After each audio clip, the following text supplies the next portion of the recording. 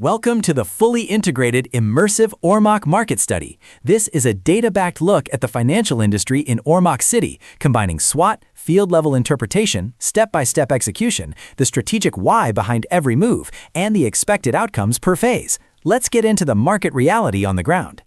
Section 1. Market Reality. Data plus ground truth. Demographics first.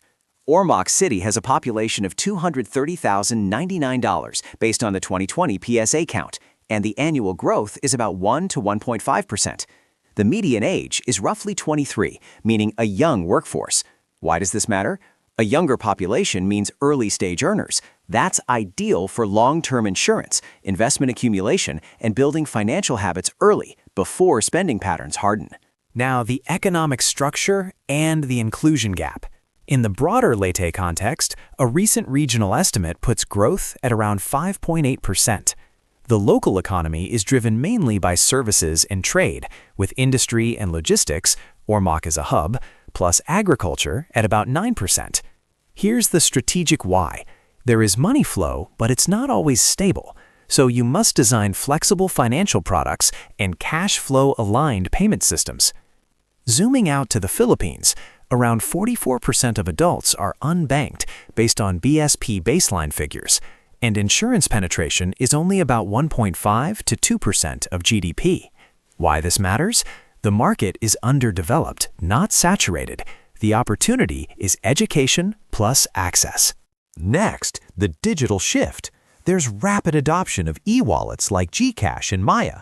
Customers increasingly expect speed, convenience, and simple payment flows.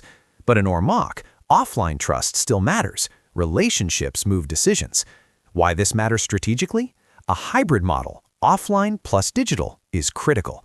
You can build trust on the ground, then scale faster than traditional-only players with digital payments, reminders, and tracking. Now, Section 2. SWOT Analysis with Interpretation. For every point, we'll do 3 things: the strategic why, the execution steps, and the expected outcome. This is where market facts become a winning playbook.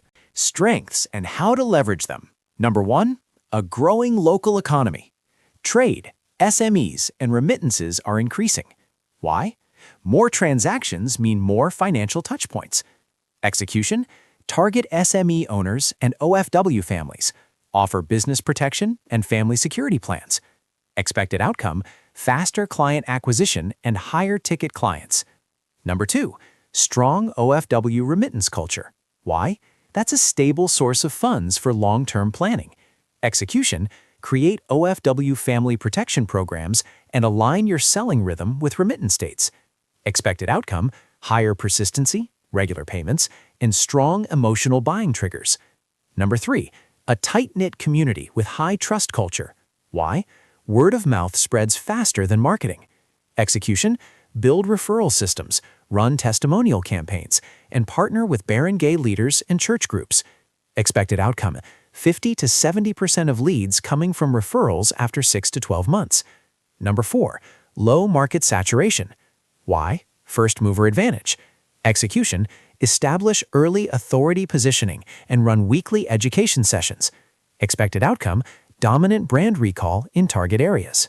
Weaknesses and how to fix them. First, low financial literacy. People misunderstand products because there's no structured exposure. Execution, conduct free financial literacy workshops and simplify concepts using the local language. Expected outcome, conversion rate improves by 20 to 40%. Second, income instability. Seasonal or irregular income due to agriculture and the informal economy. Execution, offer flexible payment terms and align schedules with harvest cycles and remittance schedules. Expected outcome, lower policy lapse rates and higher retention. Third, trust issues from past scams or mis-selling and a perception of weak regulation. Execution, build a transparency system, clear disclosures, and use claims storytelling content to show real outcomes. Expected outcome, fewer objections and a faster trust building cycle. Fourth, limited skilled advisors because of the provincial talent gap. Execution, recruit locals and train them through immersion, role play, and real field exposure. Expected outcome, a sustainable local team and scalable operations. Opportunities and how to maximize them. 1. Digital finance growth as e-wallet adoption rises. Why? Convenience and accessibility. Execution: integrate GCash and Maya payments, use SMS reminders, and implement digital tracking. Expected outcome: faster collections and better client compliance. 2. SME expansion. Local entrepreneurship is rising. Execution: offer business insurance and provide credit or financing advisory as a value add. Expected outcome: higher value clients and long-term relationships. 3. Rising aspirations, housing, education, and retirement goals. Why? Lifestyle upgrade trends. Execution: position products as goal-based planning and use real-life scenarios to make it personal. Expected outcome: emotional buying that leads to higher closing rates. Threats and how to defend. First, large financial institutions like BDO Unibank and the Bank of the Philippine Islands. Why they're strong: brand trust and deep resources. Defense strategy: hyper-local engagement and personalized advisory. Expected outcome: you compete on relationship, not scale. Second, fintech disruption, faster, cheaper alternatives. Why? Convenience. Defense strategy: combine human advisory with digital tools. Expected outcome: a hybrid advantage versus pure digital. Third, economic and climate risks, typhoons, crop failures, and geographic vulnerability. Defense strategy: promote emergency funds and a protection-first mindset. Expected outcome: higher product relevance, especially during crises. Section 3. The full execution roadmap, step by step. Phase 1 is immersion, weeks 1 to 4. Steps: interview 30 to 50 locals, identify the top 3 segments, OFW families, SMEs, and employees, then map competitors. Why? Remove assumptions and build real market understanding. Expected outcome: clear customer personas and a real objections database. Phase 2 is positioning, months 2 to 3. Steps: run weekly barangay workshops, launch a Facebook page with Bisaya content, and start coffee consultations. Why? This is a trust-first market. Expected outcome: brand familiarity and a warm leads pipeline. Phase 3 is product strategy, months 3 to 6. Steps: launch low-entry products, implement a laddering strategy, and customize payment schedules. Why? You must match income reality. Expected outcome: higher closing rates and lower cancellations. Phase 4 is distribution, months 4 to 9.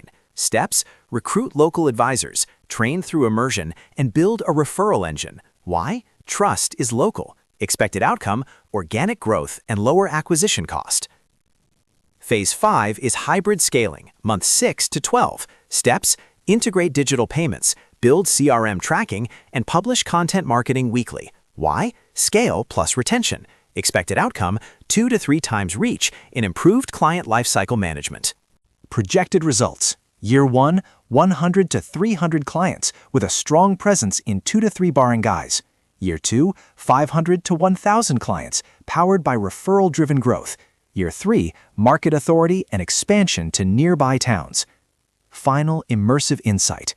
Ormoc is a relationship economy disguised as a financial market.